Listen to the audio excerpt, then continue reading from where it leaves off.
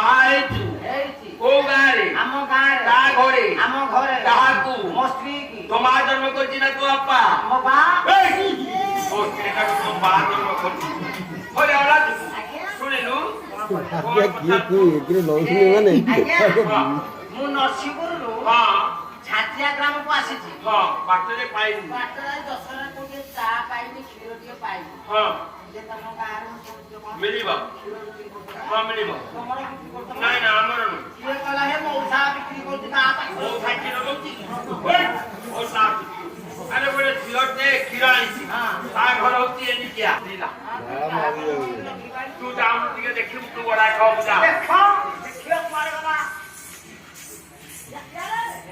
अबे जाननी सही है रे अरे तो खीरा लो देखा रहा मुझे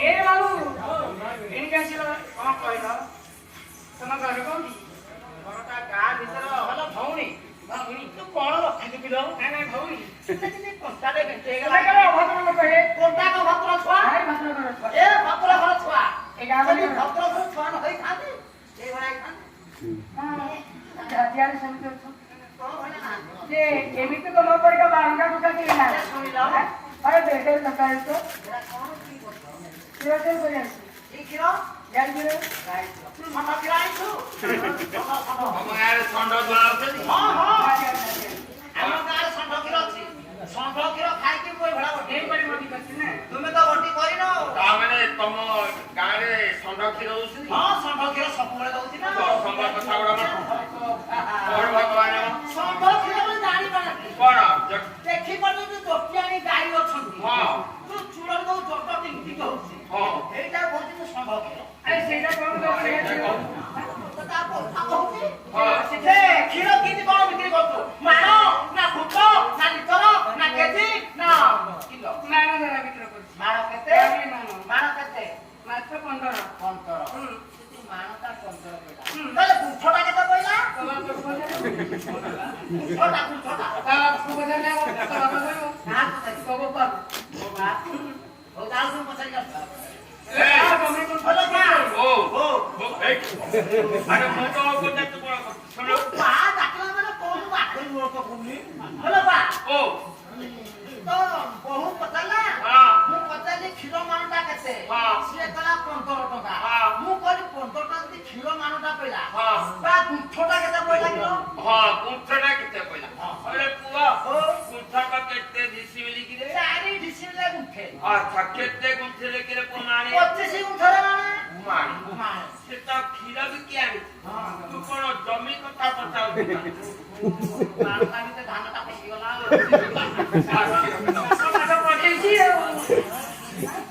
ଏ ପଚାରୁଥିଲେ କ୍ଷୀରଚାରି କରି କଥା। ଢାଙ୍କୁଣି ଉଠେଇକି ଦେ ଦେଖଉନ। କ୍ଷୀରଟା କଣ ପୋକ ଢାଙ୍କୁଣି ଢାଙ୍କୁଣିଟା ବାହାର କର। ଆରେ ତମ କ୍ଷୀର ପସରାରୁ ଯୋଉ ଢାଙ୍କୁଣି ଦେଇଛ। ଆଉ ସେ କଣ ପଚରା କଲି? ଆଉ ତ ହେଇ କଥା କହୁଛି। ମୁଁ ତ ପଚରା ନେଇ ଲାଗି ଅଛି ନା। ନେଇଯିବ ଏ ଦେଖୁନା ଉପରେ ସେ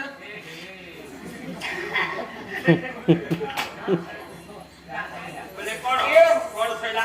ଏଇ ମାନେ ଶୁଭ କହିଲା। ହାତ ମାରି ଖାଇଦେଲୁ। ଶୁଭ ପକେଇଦେଲି। ଶୁଭ ପକେଇ। ଆଉ କେହି ଖାଇବେନି। ଆଉ କେହି ଛଡେଇବେନି। ମଉସା ତମ ସାଇର ଆଜ୍ଞା ଏ ମଉସା ଓ ତମର ଗାଁରେ ଆଉ ଆମ ଗାଁରେ କା ହଉଛି ଦଣ୍ଡାବଳି ବାବୁ ଆଡେ କହିଲା ଏ ସେ କାହାକୁ ଡାକ୍ତର କଲେ ଆମ